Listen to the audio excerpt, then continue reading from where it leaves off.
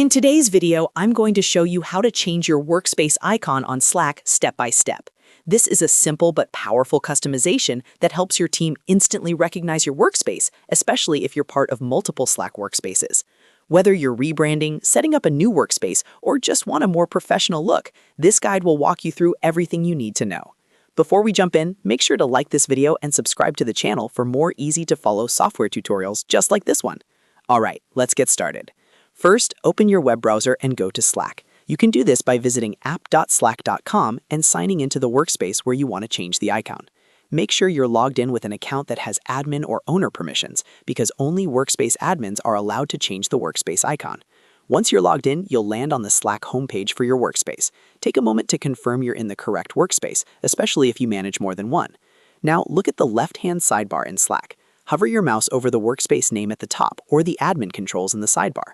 When you hover there, you should see an admin option appear. Click on that, and from the menu that opens, select the option that says Edit Workspace or Workspace Settings.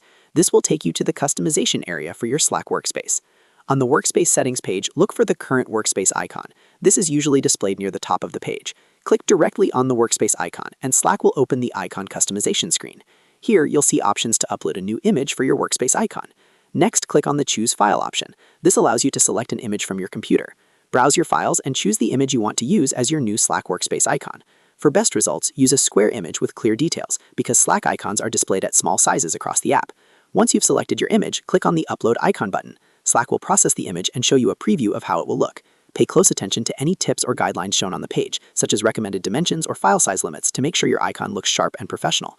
After the upload is complete, your new workspace icon will be applied automatically. You should see it update almost instantly in the Slack interface, including in the sidebar and browser tab. Take a moment to double-check how it looks across different areas of Slack.